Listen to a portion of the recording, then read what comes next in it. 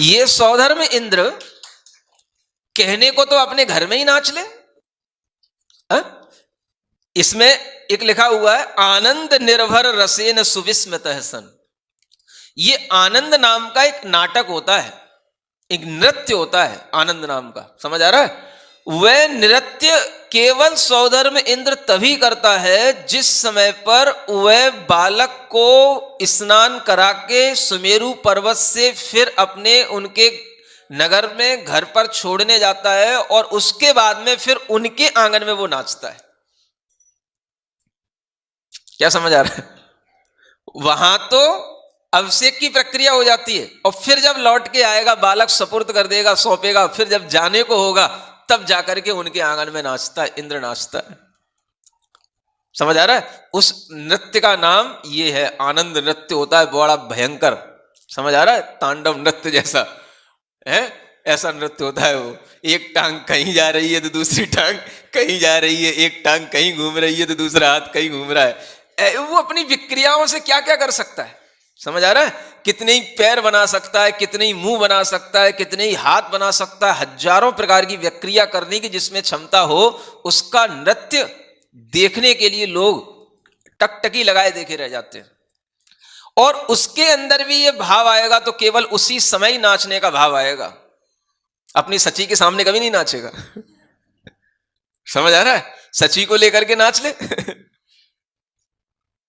और किसी प्रसंग पे कभी नहीं नाचेगा। वो कब नाचेगा? तभी नाचेगा। समझो ये महिमा। अब ये कौन नचा रहा है उसको? इतना आनंद क्या उसके अंदर एक बनावटी आ रहा है कि रियल का है? क्या समझ आ रहा है? इतना उसके अंदर जो भाव आ रहा है, और वो भाव आनंद का अपने आप जो उसके अंदर आ रहा है, ये किसके निमित्त से आ रहा है, किस कारण से आ रहा है? यस्य प्रभावात, जिनके प्रभाव से ये सब काम हो रहा है, वो प्रभाव किसका? जो तीर्थंकर बालक है उनका ही ये प्रभाव है, जिसके प्रभाव से ये सारा का सारा तीन लोक में क्षोभ पैदा हो जाता है। क्या सुन रहे हो? क्षोभ जानते हो? मतलब तीनों लोक में बस एक ही चर्चा मिलेगी। हाँ, जैसे डमरू बज गया हो समझ आ रहा है ना? बस तीनों लोक में एक ही चर्चा मिलेगी, बस तीर्थंकर तीर्थंकर, उनका जन्म, उनका सुमेरु पर अभिषेक, बस इसी की चर्चा में हर कोई डूबेगा और कोई दूसरी बात नहीं होगी। उस समय पर लोगों के अंदर कोई भी मनोमिलानता नहीं होती। इनके प्रभाव के कारण से सब, कोई भी वर्ण का हो, ब्राह्मण हो, क्षत्रिय हो, वैश्य हो, शूद्र हो, सब जाति के, सब प्रकार के वर्णों के लोग एक ही बात करेंगे, एक ही प्रकृति को मानेंगे और एक ही भाव में बहेंगे। समझ आ रहा है? आप उस समय की भौगोलिक परिस्थिति का, ऐतिहासिक परिस्थिति का, उस समय की सामाजिक वातावरण का इस बात से अंदाजा लगा सकते हो कि उस समय पर ये कोई जाति के भेद नहीं होते हैं जिस समय पर इन तीर्थंकरों का जन्म होता है। ये हमें बाद में दिखाई देते हैं। उस समय पर हर कोई, चाहे ब्राह्मण हो, चाहे क्षत्रिय हो, कोई भी हो, हर कोई इन्हीं की चर्चा करेगा, इन्हीं के रंग में रंगेगा और इन्हीं के आनंद में आनंद लेगा। केवल जैनियों के लिए नहीं होता है। आप तो आज भी अगर तीर्थंकरों का चरित्र सुनोगे, पढ़ोगे, तो समझोगे बस जैनी आनंद लेने वाले होते होंगे। समझ आ रहा है? ऐसा नहीं होता। अपनी बुद्धि को खोलो। उस समय पर इतना वातावरण निर्मल होता है, तीनों लोक में, पूरा स्वर्ग समुदाय में, चारों निकाय के देवों में, समझ आ रहा है, पूरे मध्य लोक में और अधोलोक में भी जो भवनवासी व्यंतर रहते हैं उन सब में, तीनों लोकों में बस केवल एक ही बात की चर्चा, एक ही प्रसंग चलता है बस। समझ आ रहा है? ये जो प्रभाव है, ये प्रभाव अन्य लोगों में कभी भी देखने को नहीं मिलता है। कोई कितना ही बड़ा क्यों ना हो, तो भी आप देखोगे कोई भी पीएम, सीएम, कोई भी कितना ही बड़ा क्यों ना हो, लेकिन उसकी चर्चा कोई हर व्यक्ति करे ऐसा कुछ नहीं होता है। जो पॉलिटिकल लोग होते हैं वही बस जानते हैं कि हाँ ये ऐसा हो रहा है, समझ आ रहा है? कोई क्रिकेटर है, उसकी चर्चा, जिनको क्रिकेट में आनंद आएगा वो करेंगे। कोई हीरो है, जिनको फिल्में देखनी है, उनको आनंद आएगा वो ही करेंगे, बाकी कोई लेना देना नहीं है। ठीक है, हो रहा है, होता है, बस कुछ खास हो गया तो सुन लिया, नहीं तो हर किसी के लिए कोई शामिल नहीं होता है किसी के आनंद में। समझ आ रहा है? ये ऐसा व्यक्तित्व है जिसके नाम सुनते ही सभी के अंदर देखने का भाव, उनसे मिलने का भाव, उनके साथ खेलने का भाव, ये सब भाव पैदा हो जाते हैं। बच्चों बच्चों में भी भाव पैदा हो जाते हैं। समझ आ रहा है? ये भगवान की महिमा। उस समय पर ये उनका इंद्र ने वीर नाम उस समय पर दिया जब उनका सौधर्म इंद्र ने अभिषेक करके उनको सजा करके, और उस समय पर ही उनके चिन्ह का निर्धारण होता है। राइट साइड के पैर के अंगूठे के नीचे जो चिन्ह होता है वही चिन्ह भगवान का चिन्ह घोषित हो जाता है। क्या समझ आया? कुछ लोग पूछते हैं ना, भगवान के चिन्ह अलग अलग क्यों बन जाते हैं, कैसे बन जाते हैं? शरीर में 1008 लक्षण होते हैं, आपको बताया था। तो उन लक्षणों में से जो चिन्ह दाएं साइड के अंगूठे पर, दाहिने अंगूठे पर जो होगा पैर के, वही चिन्ह जो है भगवान का होगा। माने भगवान के दाहिने पैर के अंगूठे पर सिंह का चिन्ह होता है, इसलिए उनका चिन्ह सिंह घोषित हो गया। और उसी समय पर इंद्र उनका नाम घोषित करता है, तो वह वीर नाम इंद्र ने घोषित किया। वर्धमान तो उन्हें इसलिए कहा जाता था कि उनके होने पर, जन्म लेने पर, गर्भ में आने पर हर चीज बढ़ने लगी, सब जगह सुख समृद्धि बढ़ने लगी, इसलिए उनका नाम वर्धमान हुआ। लेकिन इंद्र ने सबसे पहले उनका नाम सुमेरु पर्वत पर वीर नाम रखा।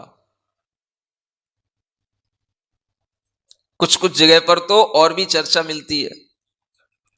समझ आ रहा है? एक पुराण में तो ये भी लिखा हुआ है कि इंद्र को शंका हो गई, जैसे अभी पूछ रहे थे, बालक बैठ जाता है, एक दिन का बालक बैठ जाता है, ऐसे ही इंद्र को शंका हो गई, ये एक दिन का बालक हम इतने बड़े बड़े योजनों के कल से ला रहे हैं और उससे क्षीर सागर के जल से इसका अभिषेक करेंगे, इसकी हालत क्या होगी? समझ आ रहा है? ऐसा भी भाव आ गया हो। अब आप कहो कि और तीर्थंकरों के समय पर नहीं आया, नहीं आया, नहीं आया, भगवान महावीर के ही समय पर आया, ये उन्हीं का पुण्य है कि इंद्र को शंका हो गई। और जब शंका हुई तो उन्होंने अपने अवधि ज्ञान से समझ लिया कि ये इंद्र थोड़ा हमारे प्रति शंकाकुल हो रहा है, तो उन्होंने बस अंगूठा दबा करके थोड़ा सा शिला हिला दी। समझ आ रहा है? कि पर्वत हिला दिया, और बस इंद्र को समझ में आ गया कि भाई बालक समझ रहा है, तुम क्या सोच रहे हो, गलत भाव नहीं कर लेना मेरे सामने। इतनी पकड़ रहती है बड़े लोगों में। समझ आ रहा है? गलत भाव आपने किया कि वो पकड़ में आया और उनने तुरंत अपना पैतरा बदला। तो ये भाव कितने, समझो कि एक आत्मा ने अपने पुण्य से कितने भावों पर, कितने लोगों के भावों पर कंट्रोल कर रखा है। आप ये सोचो, बहुत जल्दी बोल देते हो निमित्त कुछ नहीं करता, निमित्त कुछ नहीं करता, एक द्रव्य दूसरे द्रव्य का कुछ नहीं करता। अरे तुम जब दिन उस द्रव्य की चपेट में आ गए ना, सब भूल जाओगे। ये जितनी भी बातें कर रहे हो ना, सब भूल जाओगे जिस दिन उस द्रव्य की चपेट में आ गए, सब भूल जाओगे उपादान निमित्त की बातें। नाचना है तो नाचना ही होगा। समझ आ रहा है? आरती उतारनी है तो आरती उतारनी होगी, फिर यूं नहीं करोगे कि नहीं हम आरती नहीं उतारेंगे, हम दीपक नहीं जलाएंगे। समझ आ रहा है ना? ऐसे भी लोग होते हैं। सब भावों पर कंट्रोल।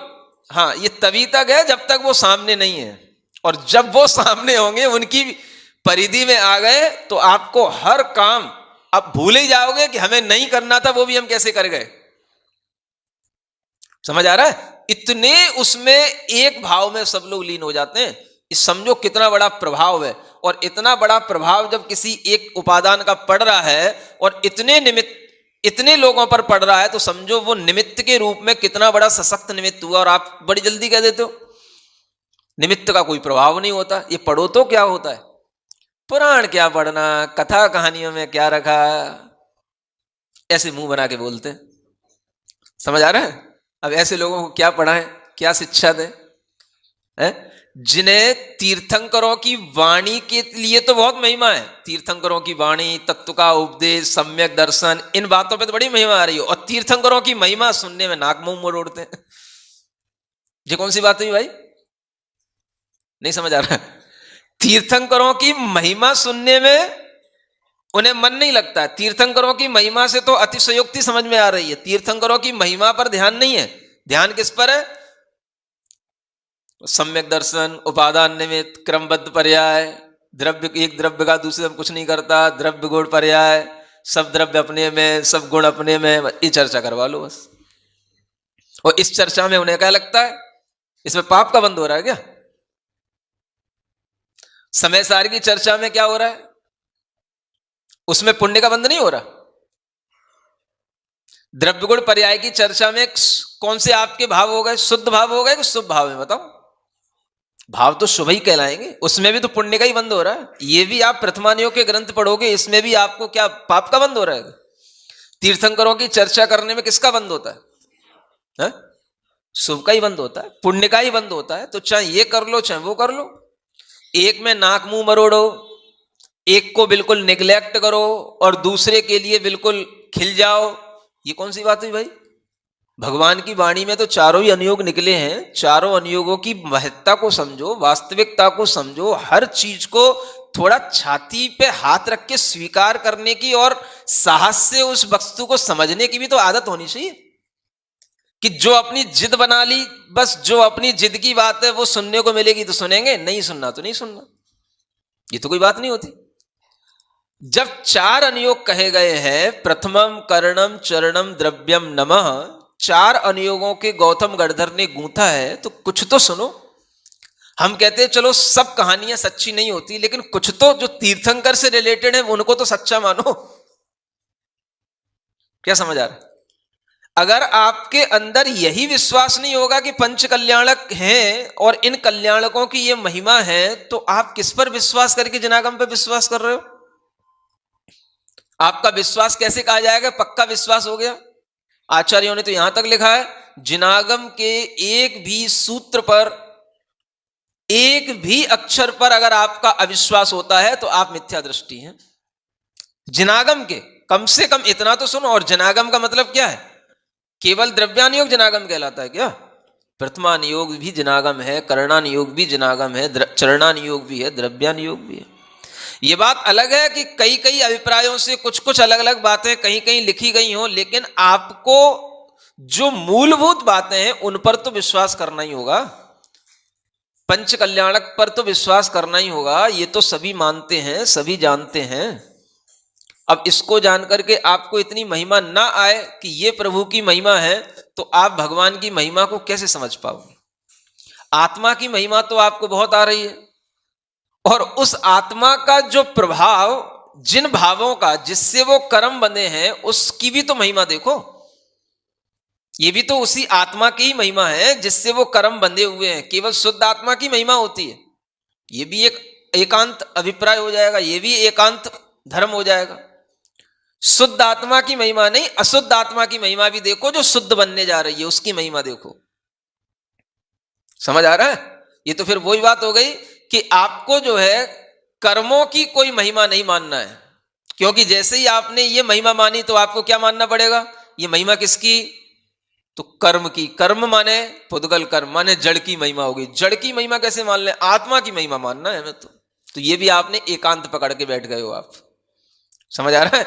महिमा आपको आत्मा की भी मानना है और महिमा कर्म की भी मानना है। तीर्थंकर नाम कर्म एक ऐसा कर्म है जिसकी महिमा से ही ये सब कुछ हो रहा है, और वो कर्म आत्मा के भावों के अलावा तो नहीं आ गया। आत्मा नहीं वो भाव संजोए थे, जिस भाव से वो कर्म बंधा, तो उस भाव की महिमा के साथ में आत्मा की महिमा को मानना भी अपने आप में सम्यक ज्ञान है। यथार्थ को स्वीकार करना सम्यक ज्ञान कहा गया है। जो जैसा है उसको उसी रूप में स्वीकार करो। जिस समय आत्मा अनंत चतुष्टय को प्राप्त होगी उस समय आप आत्मा की महिमा करना, और जिस समय पर आत्मा के ये कर्मों की महिमा दिख रही है उस समय पर आप कर्मों की महिमा को स्वीकार करो। क्या बात हो गई इसमें? हर आचार्यों ने इसी प्रकार से कहा है, इसी प्रकार से लिखा है। क्या जो आचार्य प्रथमान योग को लिखने वाले थे उन्हें ये द्रव्य गुण पर्यायों का ज्ञान नहीं रहता था? क्या प्रथमान योग लिखने वालों को द्रव्यान योग का ज्ञान नहीं रहता था? है? कितने बड़े बड़े सैद्धांतिक आचार्य, जो आचार्य जिनसेन महाराज, आचार्य गुणभद्र महाराज, जिन्होंने धवला और जय धवला जैसी टीकाओं में अपना योगदान दिया लिखने में, सिद्धांत ग्रंथों में, उन्हीं ने आदि पुराण और उत्तर पुराण की जैसी ग्रंथ संपादित की। आप समझो, एक तरफ तो वो सिद्धांत ग्रंथ लिख रहे हैं, गहन सिद्धांत ग्रंथ, और एक तरफ वो आदि पुराण लिख रहे हैं जिनसेन आचार्य। समझ आ रहा है? तो देखो उनके ज्ञान में कितनी समायोजना है। जिनको ये सब ज्ञान है वो भी इस प्रकार के ज्ञान के माध्यम से तीर्थंकरों की महिमा बता रहे हैं। आप पढ़ो आदि पुराण के अंदर कितनी महिमा है भगवान की। तो ये हमारे ज्ञान के जब तक भीतर के खिड़कियां नहीं खुलेंगी कि हमें प्रथमान योग पर भी पूरा विश्वास रख करके भगवान की महिमा को समझना है, तब तक आप कितना भी कुछ भी करते रहो, आत्मा आत्मा होना जाना कुछ नहीं है। आप अपने घर में बैठे बैठे अपने आप को सम्यक दृष्टि समझते रहना, होना जाना कुछ नहीं है। होगा तो तभी जब आप भगवान की वास्तविक महिमा को समझोगे और चारों अनुयोगों पर बराबर ध्यान देते हुए उसका श्रद्धान करोगे, तभी सम्यक दर्शन होगा। एक अनुयोग के श्रद्धान से सम्यक दर्शन किसी को नहीं हुआ, पक्की बात है। समझ आ रहा है? बुरा मानने की जरूरत नहीं, सुनने की, समझने की जरूरत है। इसलिए यहां कहा जा रहा है कि हे भगवान, आपके पुण्य की महिमा से ये सब कुछ हो रहा है, वरना कौन किसको बुलाता है और कौन किसके बुलाने से आ जाता है? लेकिन जब पुण्य होता है तो सब भागे भागे आते हैं। आप सिद्धि करो देव की, उस वैमानिक देव को, सौधर्म देव को आप जिंदगी में सिद्ध करके बुला नहीं सकते हो आप उसको। समझ आ रहा है? व्यंतर भवनवासी सब सिद्ध हो जाएंगे, वो आ जाएंगे। उस सौधर्म देव की सिद्धि का कोई मंत्र नहीं है, और वो अगर आता है किसी के पास में तो सिर्फ इसी प्रकार के पुण्यवानों के पास जाता है वो। बाकी के सब हीन पुण्य वाले कहीं भी घूमते फिरते नजर आएंगे, उससे क्या होने जाने वाला है? इतना उसके अंदर का ये पुण्य भाव जो केवल उनको तीर्थंकरों से जोड़ता है, ये आप समझो ये महिमा किसकी? जो अभी आंख खोलना नहीं जान रहा है बालक, जो अभी बोलना नहीं जान रहा है बालक, जो अभी अपने पैरों पे खड़ा होना नहीं जान रहा है बालक, उस बालक के लिए वो सब कुछ करने को तत्पर है, सब अपनी संपदा लुटाने को तत्पर है। आप अगर किसी के लिए कुछ करते हो तो देखते हो भैया ये हमारा एहसान मानेगा कि नहीं, ये कुछ समझ रहा है कि नहीं, हम इसके लिए इतना करने को जा रहा है कि नहीं, नहीं समझते। अगर बालक के लिए भी कुछ कर रहे होते हो, किसी के घर में जाकर के किसी को हैप्पी बर्थडे का भी गिफ्ट दे करके आते हो, तो गिफ्ट तो उसके लिए दे के आते हो, लेकिन थमा के किसको आते हो? माता पिता को। वे समझे हम आए थे, आपको दे के गए लिफाफा, पता ध्यान में रखना। समझ आ रहा है? कुछ लोग तो नाम नोट कर लेते हैं, हाँ ये भी आए थे, ये भी लिफाफा दे गए, ये भी आए, ये भी लिफाफा दे गए। तो बता करके कुछ आदमी करता है दुनिया में कोई किसी के लिए, और यहां कौन किसको बता रहा है? अगर वो इंद्र सोचे ये क्या देख रहे हैं, ये कुछ जान रहे हैं क्या जो हम इतना इनके लिए कर रहे हैं, नाच रहे हैं, गा रहे हैं, क्या कर रहे हैं? समझ आ रहा है? आप सोचो कितना बड़ा, उस दृश्य में जाओ, उसमें घुसो, उस भाव में, तब आपको समझ में आएगा कि कितनी बड़ी चीज है। आप कितनी हल्के से बोल देते हो, निमित्त कुछ नहीं करता। कुछ सोचने समझ के भी बोला करो। हा? जिस निमित्त के कारण से आपके परिणाम बन रहे हैं, एक के नहीं लाखों के परिणामों को जिसने कब्जे में कर रखा है, और आप कह रहे हो निमित्त कुछ नहीं करता। इससे बड़ा निमित्त और क्या होगा? है? 3 लोक में तहलका मचाने का काम ये उपादान करता है। तहलका जानते हो? फिल्में तो सब देखते रहते हो। है? हाँ, सब हिल जाता है। सौधर्मेंद्र का सिंहासन, इनके जन्म होते ही से उनका सिंहासन हिल जाता है। उसी से पता पड़ जाता है सौधर्मेंद्र को। बताओ, ये आप देखो कि पुण्य कितनी बड़ी चीज है। पुण्य से ही सब कुछ होता है, और पुण्य की निंदा करने बैठ जाते हैं, पुण्य को गालियां देने बैठ जाते हैं, पुण्यात्माओं की ओर देखना नहीं है, पुण्यात्माओं की बात सुनना नहीं है। क्या गति होगी तुम्हारी, हमारी समझ में नहीं आ रहा है। ऐसे लोगों के लिए कैसे सम्यक ज्ञान पैदा होगा? सिवाय द्रव्य गुण पर्याय इसकी चर्चा के अलावा कोई तोषी चर्चा करो, ये तो अनंत बार सुन चुके हैं। कौन सी बात हुई भाई, अनंत बार सुन चुके हो?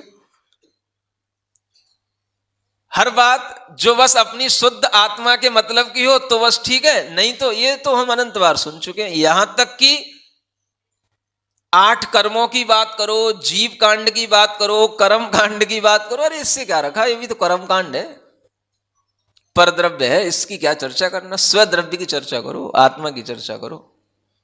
ऐसा एकांत भी दुखदाई है, ये बात सोच लो अच्छे ढंग से, समझ आ रहा है? ये एकांत भी आपको मिथ्यात्व की ओर ले जा रहा है, ये एकांत भी आपको सम्यक ज्ञानी नहीं बना रहा है। सम्यक ज्ञानी का ज्ञान इतना समीचीन होता है, उसे तीर्थंकरों की वाणी से निकले हुए हर एक तत्व को सुनने में आनंद आता है। समझ आ रहा है? जितने आनंद से हम समय सार में डूबते हैं, उतने ही आनंद से हम प्रथमान योग में भी डूबते हैं, उतने ही आनंद से हम करणान योग पढ़ते हैं और उतने ही आनंद से चरणान योग का आनंद लेते हैं। जब चारों अनुयोगों में आनंद आता है, तब लगता है कि हां, तीर्थंकरों की वाणी अब हमारे अंदर प्रवेश कर रही है। इसलिए कभी भी एकांत धारणा नहीं बनाना, हर अनुयोग का, हर तत्व का आनंद लेना है, और वो तभी संभव है जब आपके अंदर इस तरीके का भाव हो कि नहीं, हमें किसी भी चीज से मुंह नहीं मरोड़ना। आज का आदमी किसी की महिमा सुनना ही नहीं चाहता, बस अपनी महिमा गाओ, आत्मा की महिमा गाओ। अरे भाई, ये भी तो एक भाव है, जब आप किसी की बड़ाई सुन सको, किसी की महिमा सुन सको, ये भी तो आपके अंदर तब आएगा जब आप भीतर से पॉजिटिव होगे उसके प्रति, है? नहीं तो आप देख लो, आप किसी की कोई दूसरा बात करे तो अरे छोड़ो, क्यों होता है ऐसा? हमें दूसरे की प्रशंसा सुनने की आदत ही नहीं है क्योंकि हम उसके प्रति पॉजिटिव है ही नहीं है। जिसके प्रति हम पॉजिटिव नहीं होते हैं, उसकी बात हम सुनना पसंद ही नहीं करते। समझ आ रहा है? तो ये भी अपनी एक थिंकिंग है, ये भी एक नेगेटिव फीलिंग है। इसको कैसे समझोगे? इसलिए जब भी कभी अपने अंदर ऐसे तीर्थंकरों की महिमा सुनने की बात आए, तो उसको कान लगा करके सुनो। बार बार पढ़ने की बात आए तो बार बार पढ़ो, कभी भी बोरियत महसूस नहीं करना। अगर होए तो समझना कि अभी हमारे अंदर सम्यक ज्ञान नहीं उतर रहा है। ये सीधी स्पष्ट बात है। समझ आ रहा है? ये पैरामीटर है अपने अंदर के सम्यक ज्ञान का। हाँ, चारों अनुयोगों में आनंद आना चाहिए, ये सम्यक ज्ञानी की बात होती है। इसलिए आगे, क्रीड़ाक्षरे सुरतु कई सहशैषवेपि आयात एव भुवि संगम नाम देव नागस्य रूपमवधार्य भयाय रौद्रम रभुर्महति वीर इति प्रसिद्धि। यह भी एक भगवान के नाम की स्तुति है।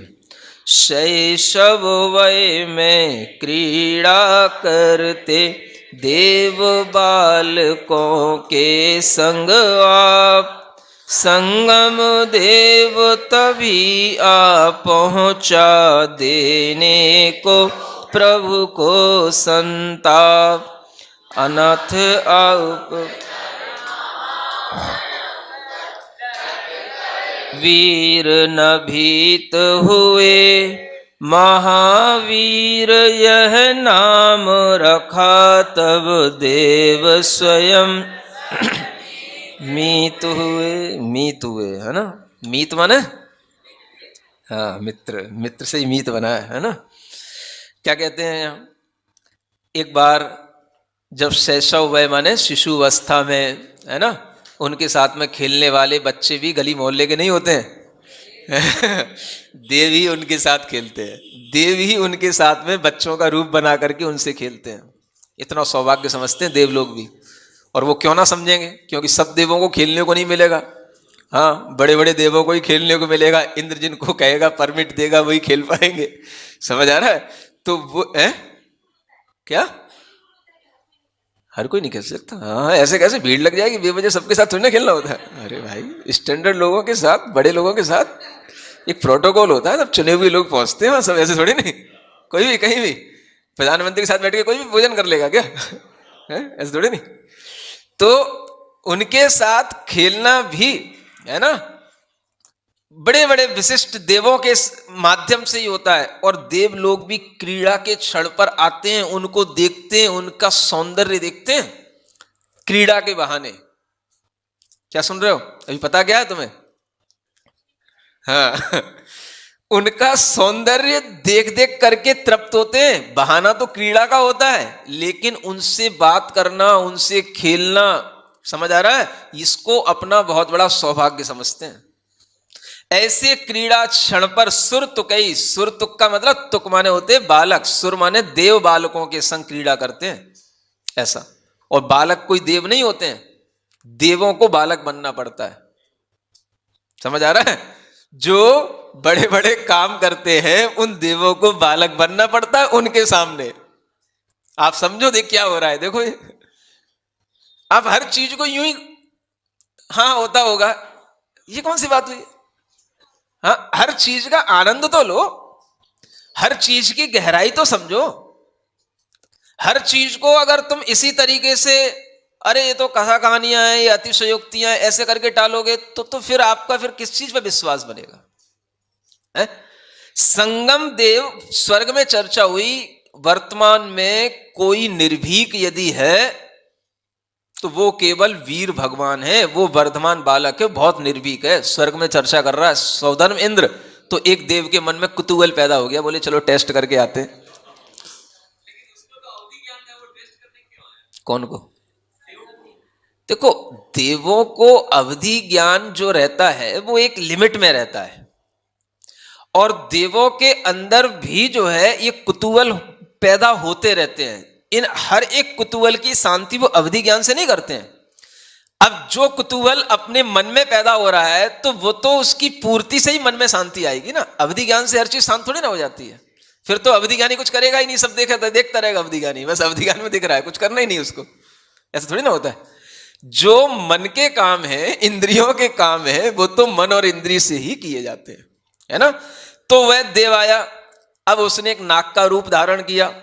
जहां देव बालक खेल रहे थे, समझ आ रहा है, वहीं पर उसने भयंकर नाग का रूप बनाया, ना, एक बिग बिग ह्यूज कोबरा। समझ आ रहा है ना, ऐसा वो कोबरा बना करके बिल्कुल आकर के खड़ा हो गया। और जो कुछ भी हो उनकी सेटिंग आपस में कि वो देव बालक जितने भी थे सब भाग गए, यही सोच करके कि भाई देखते अब क्या होता है। अब वो तो एक मनुष्य है, बाकी सब देव है, वे तो सब भाग गए, अपनी सेटिंग थी उनकी। समझ आ रहा है। अब वो जो है एक बालक है, और वो बालक माने वृक्ष पे बैठा हुआ है, समझ आ रहा है। अब जो है उसको देखने में आ रहा है कि ये सब इसके डर से भाग गए।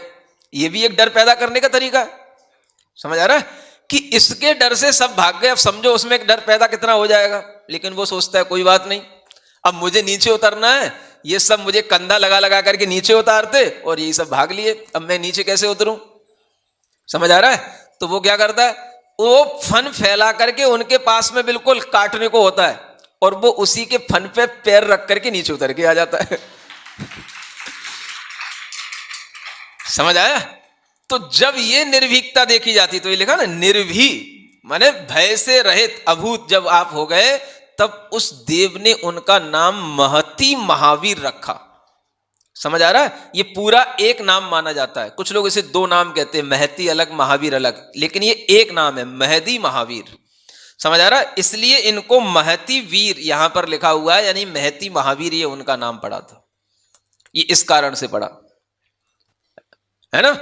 तो ये आपने कभी नहीं सुना होगा महती के साथ में वीर नाम, महती महावीर ये नाम है ना। ये रिद्धियों में भी रिद्धि के रूप में महदी महावीर बड्ढमाण ऐसा नाम शास्त्रों में गणधर देव के द्वारा बने हुए सूत्रों में भी ये आता है।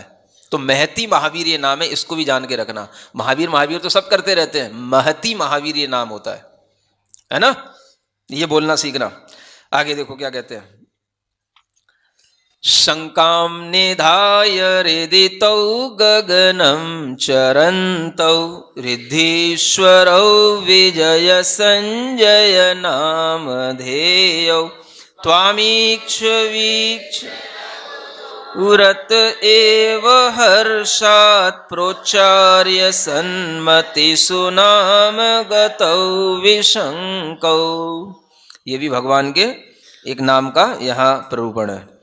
शास्त्र विषय संदेह धार कर चले जा रहे दो मुनिराज, संजय विजय नाम है जिनके गगन रेधि ही बना जहाज। देख दूर से हर्षित होकर लख कर वे निशंक हुए, धन्य धन्य है इनकी मति भी सन्मति कह कर दंग। मेरा आपसे पहले भी कहना हुआ है, अब फिर कह रहा हूं, बार बार आप इस बात को समझें कि ये स्तोत्र मुख्य रूप से आप अपने बच्चों को पढ़ाएं। समझ आ रहा है? जो बच्चे बड़े हो रहे हैं, जिनमें थोड़ा पढ़ने की समझदारी आ गई है, ये स्तोत्र भगवान के नामों की महिमा, इस स्तोत्र का ज्ञान आप अपने बच्चों को दें। इससे बच्चों में बहुत अच्छा चेयोपसम बढ़ेगा, बच्चे आपकी बात मानेंगे और बच्चों के अंदर धर्म के प्रति विश्वास बढ़ेगा। समझ आ रहा है? बड़े होकर के वो बिगड़ेंगे नहीं, ये बात आप मान के चलें। और इस प्रकार के ज्ञान से देखो, तीर्थंकरों के महिमा ये नहीं समझना कि वो चले गए तो उनकी कोई महिमा नहीं है, ये भूल में नहीं रहना। उनकी बात करना, उनकी कथा करना, उनका नाम लेना और इस तरीके के स्तोत्रों के माध्यम से उनकी महिमा भी अगर हम सुनेंगे तो ध्यान रखना, उनका प्रभाव आज भी आपके ऊपर इस रूप में पड़ेगा कि आप कभी भटकोगे नहीं। हाँ, ये मैं कह रहा हूं गारंटी के साथ। ये मत समझना कि वो चले गए हैं तो उनकी कोई महिमा नहीं है। हाँ, आज भी उनकी महिमा है। तभी अपने आप हर व्यक्ति उनके नाम से, समझ आ रहा है, अपने आप उसके मन में, चाहे वो महावीर जयंती हो, चाहे दीपावली हो, चाहे कोई हो, अपने आप उसके मन में भाव बन जाते हैं। कौन किसके लिए इतनी दिनों तक, इतनी सालों तक किसके लिए कौन गीत गाता है? ये आज भी उनकी महिमा, ये ध्यान रखना। तो उनकी ये महिमा है और उनकी महिमा में लिखे गए जो शब्द हैं, अब आपको बड़े बड़े पुराण पढ़ोगे तब आपको ये बातें समझ में आएंगी। पुराण पढ़ने तक आपकी हिम्मत नहीं बनती, क्योंकि उसमें बहुत सारे और भी ज्ञान रहते हैं, वो आपकी समझ में नहीं आते हैं। तो ये चुनिंदा चीजें हैं, 4-4 लाइन की, समझ आ रहा है? बड़ी बड़ी फैक्ट्रियों में बड़े बड़े रॉ मटेरियल होते हैं, उनमें से जो कैप्सूल बनते हैं, वो ऐसे कैप्सूल आपको बना करके यहाँ खिला रहे हैं। ये आप अपने बच्चों को खिलाएं। समझ आ रहा है?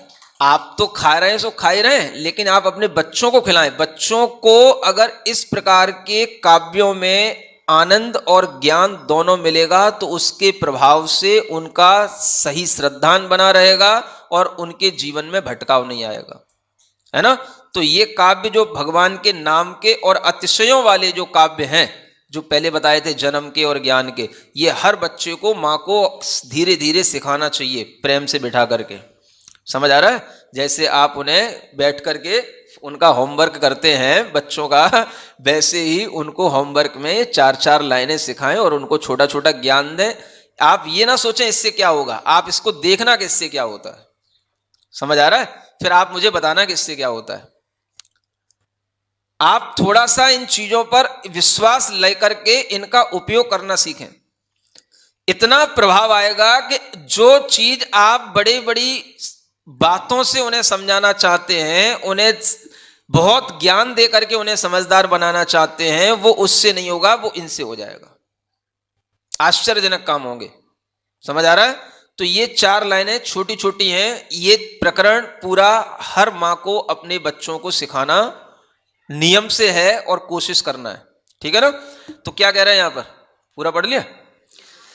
देखो, जब हम ऐसी चर्चा करते हैं तो उससे बुद्धि भी बढ़ती है।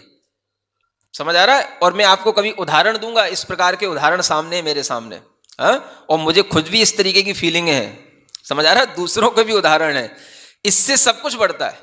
इस प्रकार की चर्चा से, भगवान के नाम स्मरण से बहुत बड़े बड़े काम होते हैं।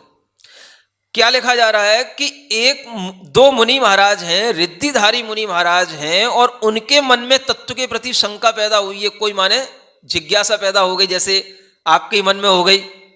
समझ आ रहा है? जानते हुए भी जिज्ञासा हो जाती है कि एक दिन के बालक को कोई बिठा सकता है क्या? एक दिन के बालक पर योजनों का पानी, कलशों का कोई ढाल सकता है क्या?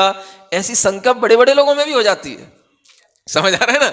तो ऐसे ही कोई तत्व के प्रति शंका नहीं कहते, इसको एक जिज्ञासा बोलते हैं। तो वो जिज्ञासा रिद्धिधारी मुनि महाराज में हो गई, और वो उसका समाधान उनके दिमाग में नहीं आ रहा। वो अपने विहार करते हुए आकाश मार्ग से चले जा रहे हैं, लेकिन उनका गुजरना कहां से हुआ? उस कुंड ग्राम में उन सिद्धार्थ के घर से गुजरना हुआ, जहां ये बालक खेल रहा है। समझ आ रहा है?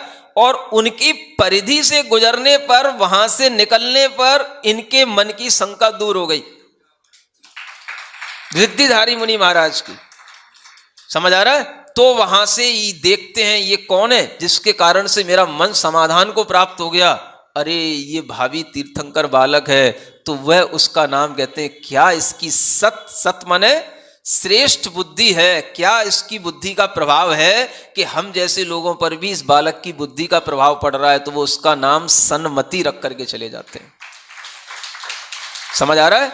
अपने बालकों की बुद्धि को सन्मति बनाना है तो ऐसे काव्य उन्हें याद कराओ। इसमें जो अर्घ दिए हैं, मंत्र दिए हैं, इनका आलम्बन लो।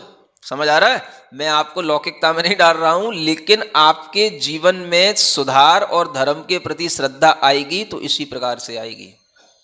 समझ आ रहा है? बुद्धि को सन्मति बनाने के लिए सन्मति नाम वाले भगवान का नाम लो, बुद्धि सन्मति अपने आप बनेगी। ठीक बात है ना? आप इसका प्रयोग करके देखो। ऐसे ये स्तुतियों के माध्यम से हमारे मन के अंदर अनेक तरह के पुण्य भाव उत्पन्न होते हैं। इतना ही पर्याप्त है। महावीर भगवान की